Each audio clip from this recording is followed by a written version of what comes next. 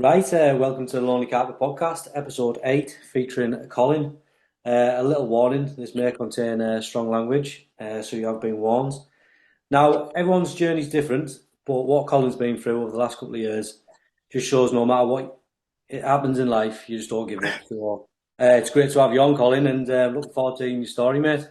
Yeah, so just to introduce myself, for the people that don't know me, I've been kite fishing now for many years, like all different sorts of levels, if you like, in the media, out the media, low key, little bits, nearly full time at times. But yeah, over the last couple of years, it was just before the pandemic. So I was married, got a nice family, wife, all the stuff, the job, I said everything, and then I sort of me and my wife were separating.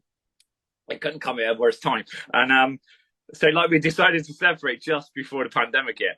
And then the pandemic hit, and we all know what happened with that. So there was the stress of that, and I reckon quite, high stress job that delayed my divorce, and then I started a new relationship, and then I had two strokes. I sort of had two strokes. I've got a brain injury for it. I had paralysis on my left side. Called diabetes from the drugs because it damaged my pancreas. Nearly went blind in one eye. I had to have my eyes shut for a period of time because my eyeball was sinking into my head. So yeah, it's just like it got to the point where they would say, "Well, oh, this is wrong as well," and I was like, "Oh, when do I come back?" It was just like it just nothing could have got worse. Like divorce, no longer working. Um, yeah, paralyzed, like mental health. When you think you can lose everything, but you still got your health. I can remember the week before I was walking around the lake, and one guy said, "At least you still got your smile, mate." Yeah, And literally, someone up there must have thought, "Oh my bear," because yeah, that was soon gone. So yeah, like everything, and yeah, when you lose everything, including your health, like yeah, you're in a dark place. But yeah, but yeah, it was weird, because I wasn't fishing at all or anything really. And I can remember just being in the hospital and just thinking, I just thought when I get out of here, I'm just gonna hit it back. I just had this like fire in me, They're all, you can't do nothing for a year and you got to take it carefully and all this sort of stuff. But I just thought, no way. Like when I get out, a lot of the lads that were messaging me when I was in hospital were like carp angling friends and stuff like that. So I just felt like for ages I've just not really done anything or just like used like you know resources that was available at time or my ability or whatever if you want to call it that. But so I just had this determination of me to get out there and really do it. yeah, fair play, mate. You know what I mean? You did it as well, didn't you? Yeah, I mean, it was ideal because I was told I couldn't go fishing for a year, so it plays out. But I joined the wharf and is only an hour away from where I stay, and it was like a good idea because it was like if anything happened, I could get to Osborne, near a town centre, and all this sort of stuff. But it was like I can remember like arguing out with my girlfriend at the time, like, "Hey, I'll be all right" and stuff, and I'm on all these medication and stuff like that. And I was on tazapine and stuff, and it just knocks me clean out. And I was just on with diabetic. I was still like half paralyzed as well. And the first night there, I got robbed. It was like No it couldn't way. have gone worse. So yeah, no, sorry, it was the second night. So the first night there, I was up the top, and a friend of mine came down. He's like, "Oh, I'll fish next to you and all this, just in case anything happens." And I'm like, "Oh, I'll be all right." I caught a couple, and I thought, "Oh, this feels like I'm back on the seat." And I had a 28 pounder and a mid 20, and then I thought, I'll move, like, sweating my balls off, and someone else helped me push my barrow and everything, so I couldn't like really do it. And I moved down the far end and got the rods out nice and like took my tablets and everything. Next thing I know, mate, I had this like I had a fish just before midnight, like a 24-pound scaly one. So I was buzzing, went back to sleep, and next thing I know, I woke up and my rods are buzzing, and I've just like looked up and this fella's like stood over me, and he hit my rods. So I like jumped up and like grabbed him, and like because I'm like quite loud and I was shouting, he must have thought like I was a monster or something because my face was all fucked and everything, Yeah. like. And this guy shouted like, "Oh, I'm calling the police and that from the apartments above." And this fellow was saying, "Oh, mate, come here. These kids have nicked your stuff and everything." I was just thinking, like, I was all disorientated and everything, so I was medicated. And he was saying, "Come up here," and I was just like thinking, "What the fuck's going on?" He was saying, "I'm security." And he bagged into this alley behind me, and he was like saying, "Come in here, bro," and all this. And he had his hand in his coat, and I was just like, coughing all this sort of stuff. Looked round, but like, noticed my cart porter was gone, two of my bags was gone, my spotted rod was gone, which was Oh, velcroed in onto my bivvy. And I was just like, oh man, like when I tell my girlfriend this, she's gonna get mental, wow. like like, and I text some people and they're like saying, "What are you doing? What were you thinking of?" and all this sort of stuff. But you know what?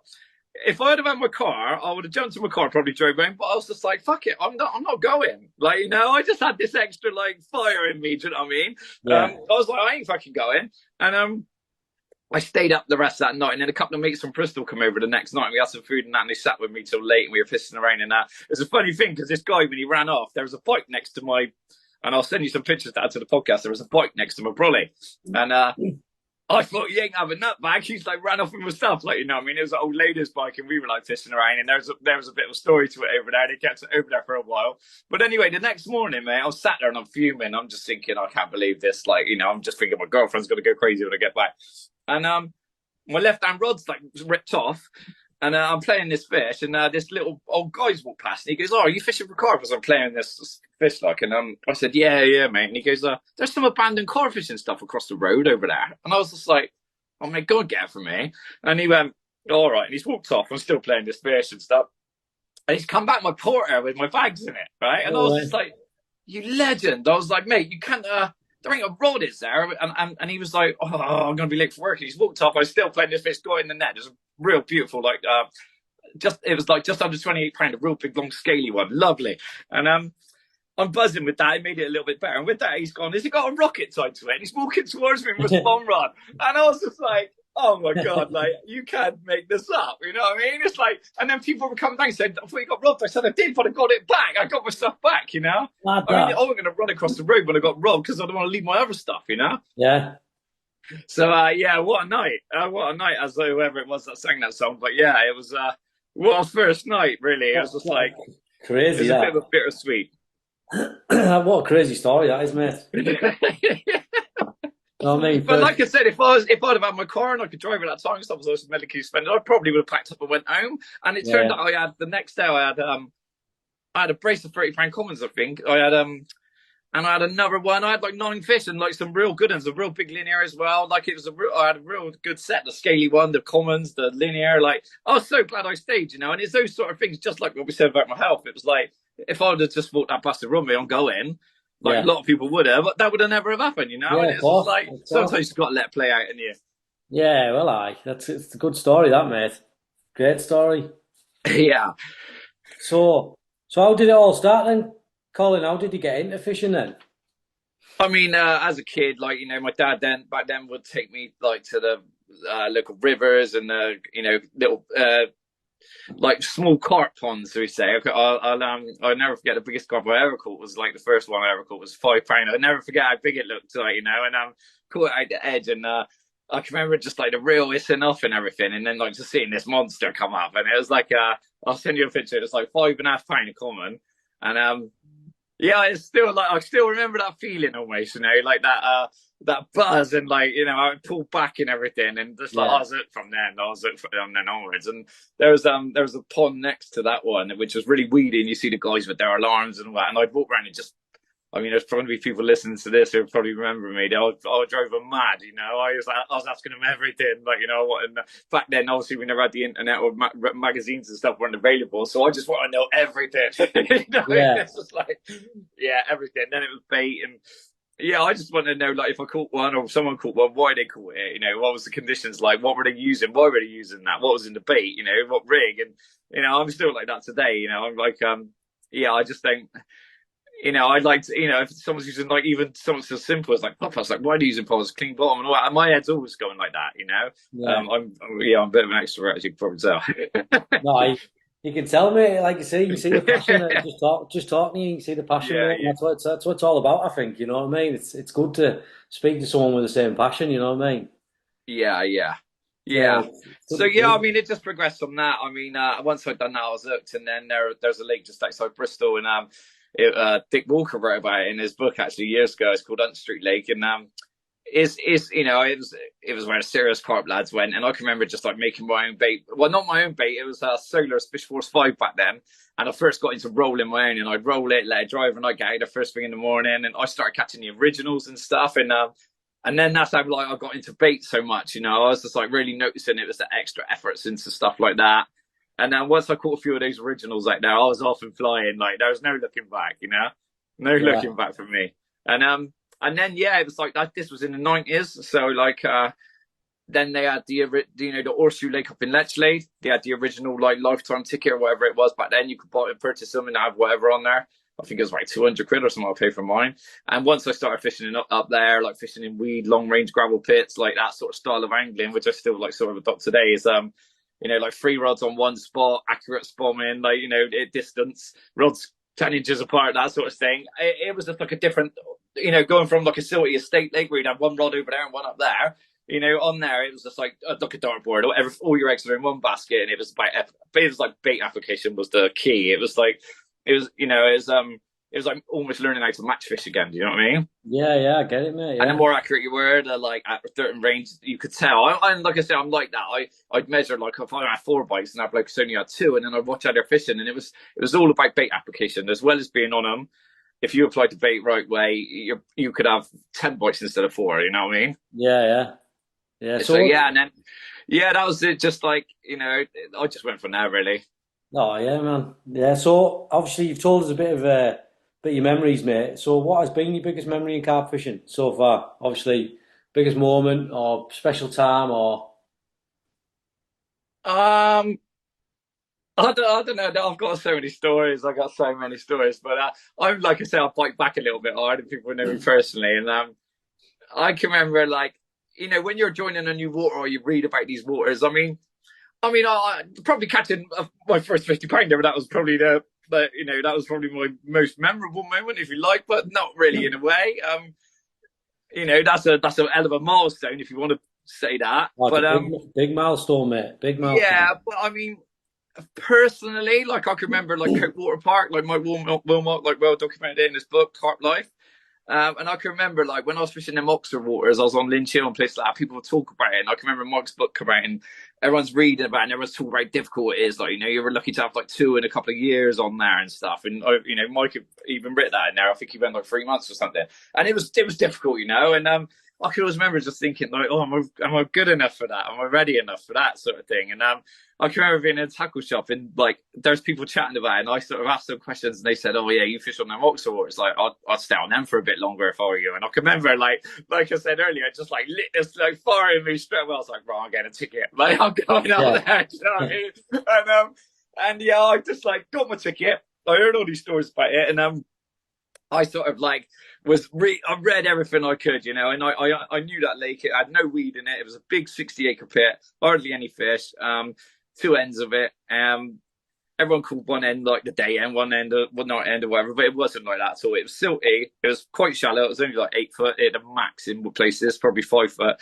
Silty, partly not a grain of weed in it. So I was just like straight away they're going to be on the winds and stuff like that. But so I can remember my first day on there, and there was like some guys that were a bit like bullies on there, and Terry Earn had been threatened the year before. We were out there doing days, and the guy threatened him with a baseball bat and stuff because he was in a swim, and that's a whole different story for someone else to tell. But anyway, my first day up there, I was sat on the down wall and it's packed. It's opening day of the season, and he walked around, that same fella, and he walked around. He goes, "Oh, I haven't seen you here before and all this." And I'm thinking, no. He's like, "What do you read Mike Willet's book or something? Have you coming on here and gonna?"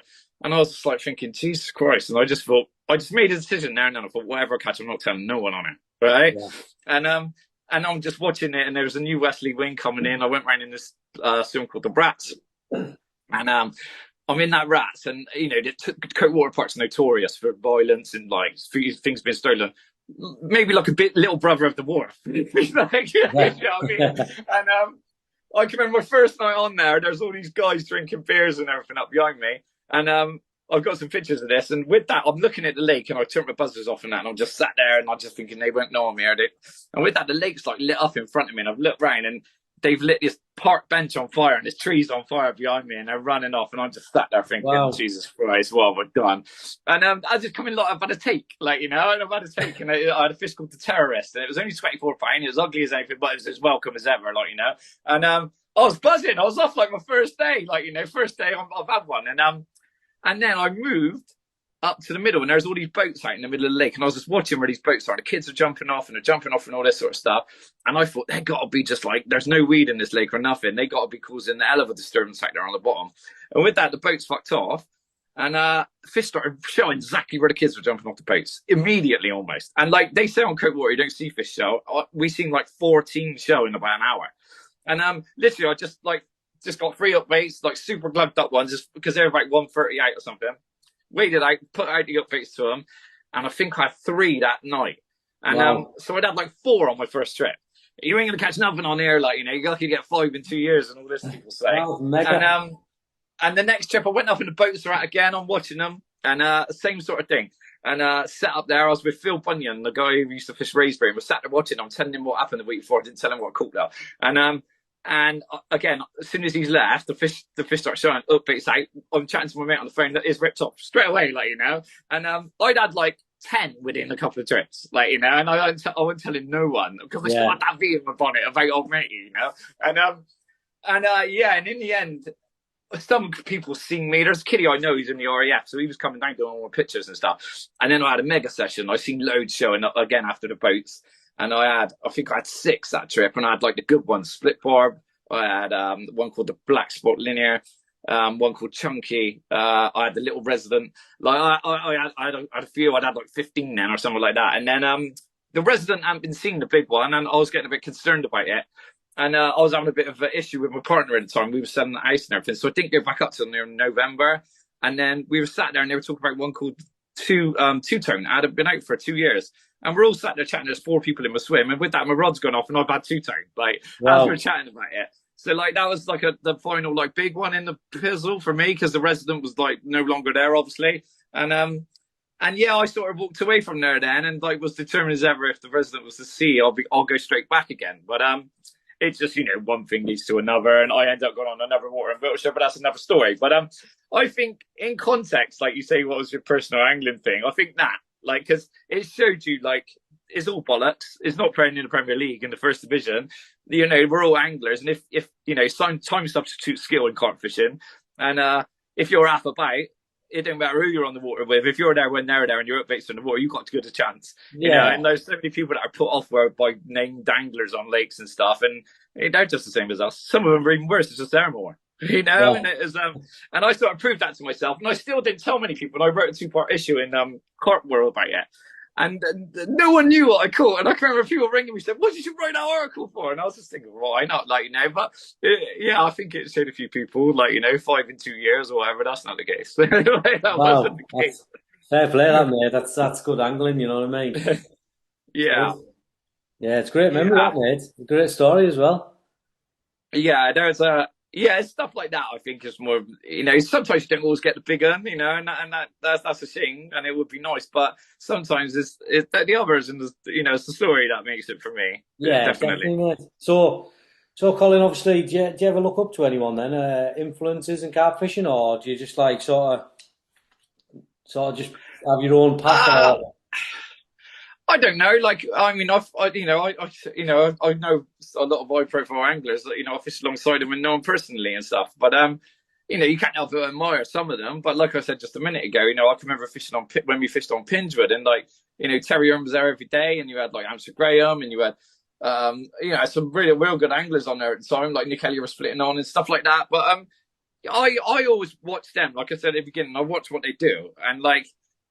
John Pack, British record holder at the time, like really lovely bloke, and you watch him and you're thinking, oh, that's so and so over there, that's so and so over there. He's from Yateley in there, but I think I was second top rod that year. I had like 14, 15. I was only fishing odd nights and stuff like that, but they're all there. They're boily anglers. They got time. I was fishing zigs, getting bites at the edge on tiger nuts and stuff like that. And whereas I'm buzzing around like a blue ass fly, I was doing that sort of thing. So it's like I said, when someone catches one. I always like to just like see why. I always like, you see Terry when he's on the lake, he doesn't sit still. He doesn't ever sit still. And that's what he catches. He never takes his eyes off he works out plans. A lot of people turn out to think I've got 5 days to put 10 kilos bait and wait. It's like, that's yeah, not really for me. I ain't got that time. But yeah, I mean, we've all got lucky on lakes sometimes, turned up and caught big ones straight away. But I sometimes like to crack the code. Like I want to work out like where like they've been caught from. Like putting the bits of moon phases, like the gut bait colours, and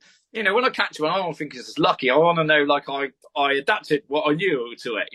That's how I yeah. look at it. No, that's a good way to look at things, mate. Like I say, Yeah. sometimes you have to try. Sometimes you have to try something that no one else is doing as well.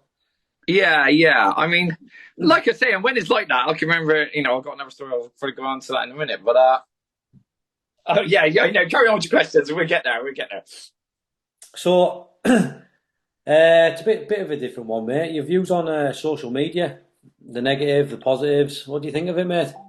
I mean, like obviously, I get it. Like catfish is like is a monster now, and it is a machine. But I mean, I miss the like beauty of it, if you like, and like back in the day where it was like you had to gain some respect to be told a secret or hear about water, or you'd learn from watching and being on the bank and seeing things. And now you can, how these people now like go, I'm in so and so swim, like does anyone know the raps and all this sort of stuff. Like I think if I had to do that and someone said can Sarah do that and I'd done it and I caught one, I'd struggle to hold up for a camera. Do you know what I mean? Because it's like, I mean, now there's, I don't know, it's just like, and I guess you never see the real stories, do you, with social media stuff? But I don't know. I get it. I get it for companies. I get it, that sort of stuff. And I get it for sponsored anglers that you've got to do it. And but I just don't know if it's taken away. All these videos now where people are running and jumping in lakes and like acting like hooligans and they got football tops on. I don't know. I just like, for me, I nearly turned my back on it a few times. I do have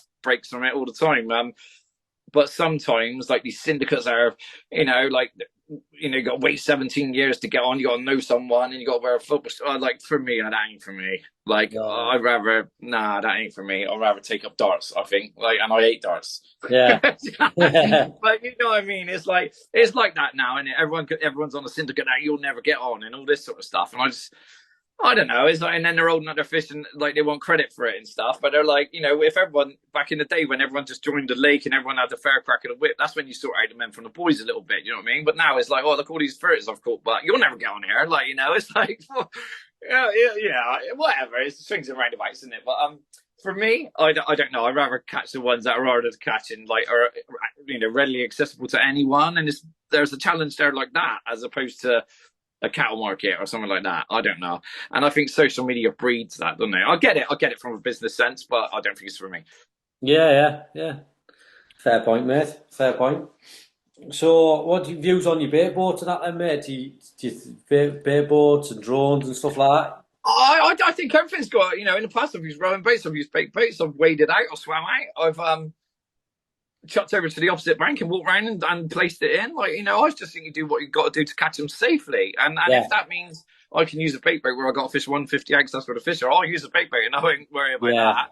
I mean, it's a bit of a weird view in it. Like, it's like bait baits are cheating, people think, but they think if you row out, and that's all carpy and stuff. Well, isn't that the same thing? Well, it's like, or if you've got heavier rods than me and you could cast like 150 and I could do 110, isn't that cheating as well? It's like, I just think people need to worry about what they're doing. As long as it's yeah, not unsafe, it's just like, but you can boil it down to, well, he was in the best swim and I wasn't. It's like there's always a reason why someone didn't catch it, someone did in this game nowadays.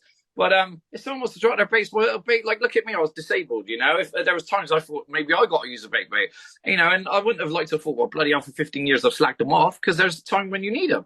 I yeah, mean, of I course. don't get it if I'm honest when they're on a lake when they're only fishing 40 yards out and they're not fishing to nothing and they're just dropping it. But then again, maybe they just want a handful of tigers and a bit of emp or something. Mm. That's up to them.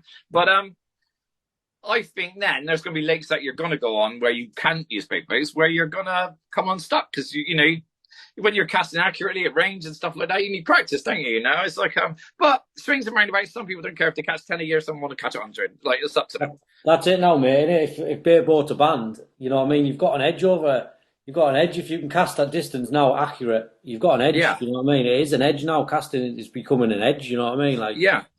you sure, I like mean, and on the back front, how many people now like lower a rod in the edge and stuff? Like, mm, no one does. Like, ah, you hardly see anyone do that sort of stuff. Where, on these quarter pits and stuff, that's my ball game. Like, I mean, that's me. Like, a lot of my big fish have been caught at the edge or on single look baits and stuff like that.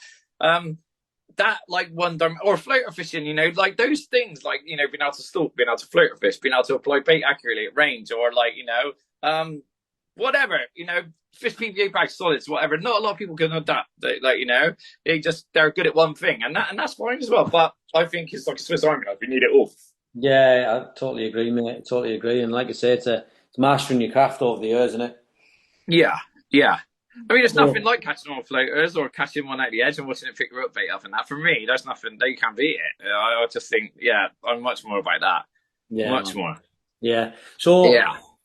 Colin's like a quick fire now. So basically, you can leave somewhere if you want to take it somewhere, but it's a bit of fun. It can go anywhere you want, really, mate. Yeah. So basically, we'll start off, mate. If carp didn't exist, mate, what would you fish for? Oh, I just go speed dating. I just now single. I need all the friends I can get now. Some fetish club where I can wear a mask, probably. Maybe not. Right on, mate. Best angler you fished with? Terry Ann. Oh, nice, nice. Right.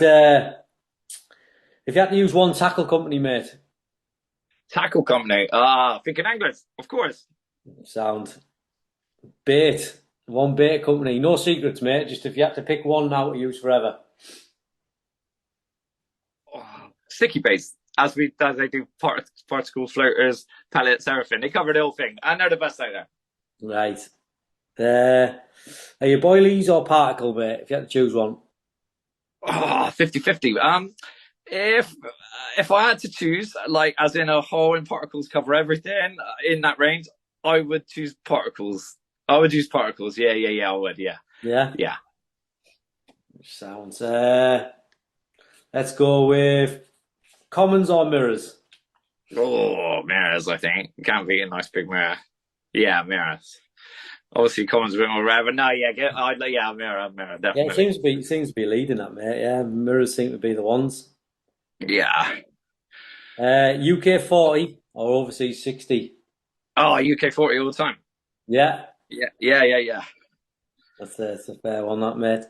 Uh, Most expensive or like a personal item you've dropped in a lake. Have you dropped anything in the lake that's valuable or sentimental or I can remember my tip section come off up Manor once, and the whole tip section went in the lake. That was a bit embarrassing. But have I dropped anything in the lake?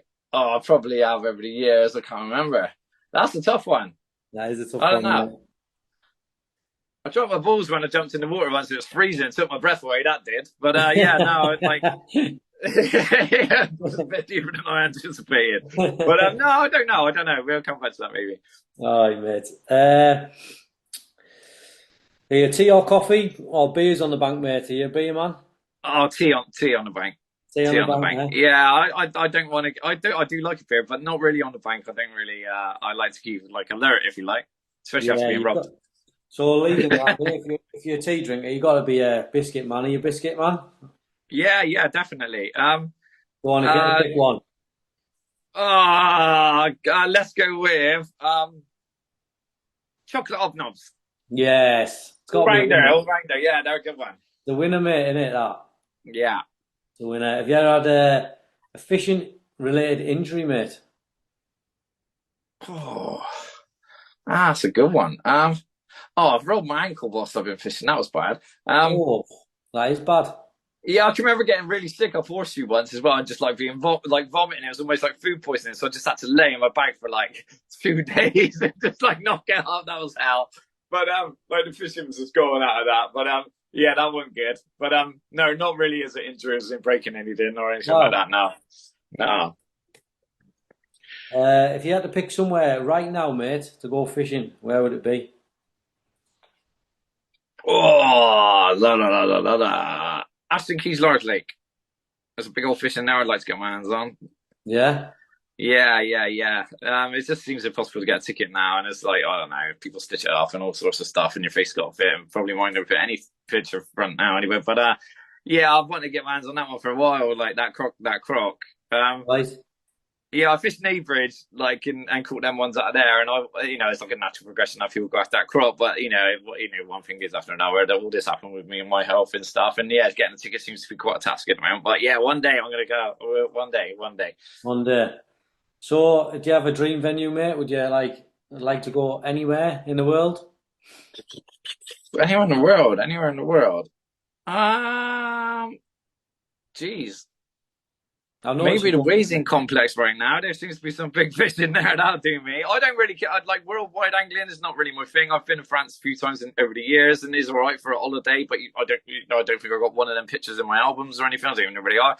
And that's not to disrespect it, because I get a lot of people who ain't got time to fish for big ones over here. But if I got a week to fish, I know I'd rather do it over here than over abroad. Like Yeah, I'd rather have a holiday with my kids and see Mickey Mouse and do some proper yeah, fishing. Do you know what I mean? But I get it, and everyone should do it. So I've had some good times. But yeah, it's not.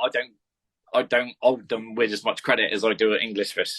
yeah. It's a fair point, mate. It's fair, like you say. It's everyone's different, aren't Yeah, yeah. they? Definitely. So, 2 words to describe yourself, mate. Oh. My mate's over there. He just looked at me with his eyebrows raised. Well, I think you're pretty outgoing, mate. Fun and outgoing, I would have said. um, I don't know. I'd like to leave that one out there. Should Well, maybe get people to leave in the comments. leave in the comments. Well, But yeah, like speaking yeah, to you, I don't mate. know. Speaking to you, Yeah. mate. Like this is the first chat we've ever had. I would have said you're like fun, you're outgoing, you're bubbly. You know what I mean? You're a good Yeah, laugh. I think that's what I like, because a lot of people think I don't take the fishing serious, but this is how I am all the time. Like a lot of Yeah, the lads on the wharf, we have a great laugh over there. And like I can remember when the trader said, "Oh, you thought you fooled everyone over here," and I said, "What do you mean?" He's like coming over here, messing around all the time, and we all knew you was a good angler. And I said, "No, mate, this is how I am. Like I'm just like yeah. this. I don't do this anywhere else. It's not an act." That's Like, it. yeah, I mean, you got to laugh along the way. I mean, I've met them anglers on the bank, and they're all high profile, and they're trying to be serious and that, but it's not for me. Like, it's no, no. If anyone's going to film me, I'd rather it was in a different industry doing something, but not on the bank. But but yeah, no, I just like this all the time. I like this all the time. No, it's sound like mate. Yeah. It's So you've said a few moments on the bank, mate, and like I said, they've been interesting. But like I said, have you had any scary moments on the bank? Oh man, I think you have, man. You I would have fired been robbed. I would have been Rob. robbed, but oh man, that's a good one. I should have given some thought over the years. Scary moments. I think What do you've you mean, named. like in a ghost respect? No, just like I say. I think you've named a few anyway. You've had Robs. You've Well, had I mean, in that war, up in the wharf, mate, I hardly ever sleep up there, especially after what happened and all this sort of stuff. And like, I can remember one night this geezer coming over and asked if he could sit in with Bibby, and I was like, no, mate. And he started like, I was actually thinking, is this my beer? And he's like, I don't want to sit there. I was like, no, mate, like you're not coming in here. And he's like, I just want to sit there, mate. And I'm thinking, actually, this is my fucking no day. Like pissed off, they're like arguing with you. But I mean, over there, it's not scary. I think they're so used to the anglers and stuff. I think, oh, what's more scary? I can remember once this guy, and he always had some learning difficulties, some mental health problems, and it was on Coatwater, and I was at the wooded end, and he come up. And he was sat there and he was punishing me. And like the stuff he was asking, I could tell he had mental health conditions. He was like asking, "Oh, have you got a Seagull and Nintendo and stuff?" And I was thinking, Jesus Christ, like just stuff like that. And I'm just like sat there on my bread chair thinking he'll go in a minute. We're in the middle of the woods and everything. And he started saying, "Oh, what's that rocket thing on the end of your rod?" And I said, "That's for putting bait out and all this." And he's asking questions. And I said to him, "Yeah, mate, you've got to go. Like, I've got to ring my wife and all this sort of stuff." And it started pissing down with rain, like really heavy rain and stuff. And it was when those floods happened back in 2007 when the whole of Wiltshire was flooded. So everyone's like bivvy banging and it's pouring. And I can remember getting out to like make sure my hooking mat and that's like, it's about an hour and a half after mine of solid rain. And he was stuck behind my brolly. And I got out and he went, "What did you say you had? A seagull, was it?" And I was like, "You better fuck off, mate." Like, it scared the shit out of me, you know what I mean? Like, he was clearly nuts, this guy. But it's stuff like that, it's just like, there's No, those sort of encounters more than anything else, And yeah, like, those park lakes are always crazy, aren't they? They're always mad. But, that's mad, yeah, mate. it's like, yeah, I'm not into that supernatural stuff, like, No, but no, um, like I say, mate. That's like you've smashed it. We said about 40 minutes there. That's smashed, mate. You've yeah, yeah, absolutely yeah, smashed it. But yeah, listen, Paul. I think there's room for a little, maybe another one, mate. You know what I mean? So yeah. I just want Yeah, to. I mean, like I've got, I say the stories about 50, like, like neighbourage, like, that's a real ID desirable fish. I caught them out of there, and pins with the Greenland teal conflict. I got so many stories. We could do another one easy, like, Definitely. easy. Well, like I say, mate, thanks for being on the podcast, and I hope you've enjoyed it. You know what I mean? Yeah, yeah, no, absolutely, absolutely. It's been good. It's been good. But But yeah, yeah, thanks for having us on, and I'll catch up with you soon, buddy. yeah, sound. Thanks, mate. Nice Really one, mate. appreciate Nice it. one.